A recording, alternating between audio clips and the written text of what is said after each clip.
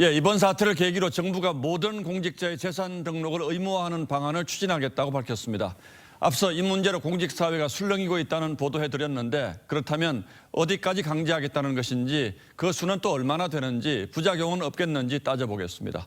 자, 윤슬기 기자, 네. 일단 대상자가 650만 명에 이른다고 하는데 여기엔 어디까지 포함되어 있는 겁니까? 네, 정부는 이 재산 등록 대상자를 공직자 160만 명 전부로 확대한다고 했는데요.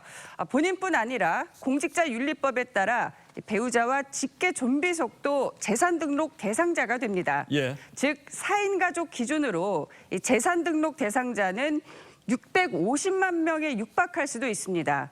이는 2019년 국내 부가가치세 전체 납부자인 675만여 명, 또 종합소득세 납부자인 764만여 명과 대략 비슷한 규모로 전체 인구의 12% 정도에 해당합니다.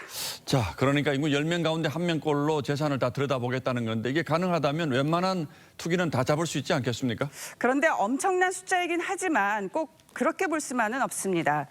이 650만 명엔 공직자 본인의 형제자매, 처남, 처제 같은 배우자의 친인척은 빠져있기 때문입니다. 그래서 이들의 명의로 투기를 할 경우 적발이 힘들어 이 같은 인별조사, 즉 사람 중심의 조사는 한계가 있다는 지적도 큽니다.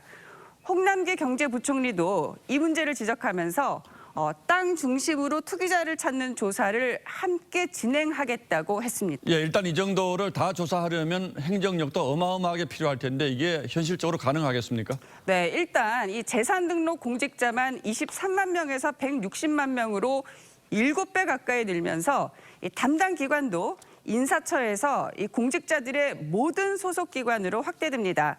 소속 기관장들은 앞으로 직원들이 재산 등록을 허위로 한 건 아닌지, 어떤 경우에 이 부동산 취득이 불가피한지 등을 판단해야 합니다.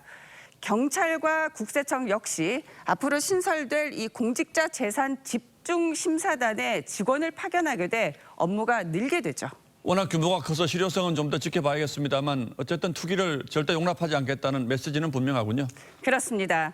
정부는 사상 유례 없는 초강경 대책을 통해 공직사회에 투기는 곧 패가망신이라는 메시지를 보낸 건 분명해 보입니다. 그런데 이 같은 강력한 경고가 100% 옳은 방향이라고만 볼 수 있을지 전문가들 사이에서는 다른 의견도 있습니다. 주택뿐 아니라 이제는 토지도 사지도 말고 팔지도 말고 매도하지 말라는 시그널을 줬기 때문에 토지 시장의 공급이 부족해지는 풍선 효과를 가격이 오히려 상승하는 부작용이 예, 무작정 강하게만 나가면 또 거기에 따른 부작용도 생길 수 있다 이런 경고군요. 그렇습니다. 예, 윤슬기 기자 잘 들었습니다.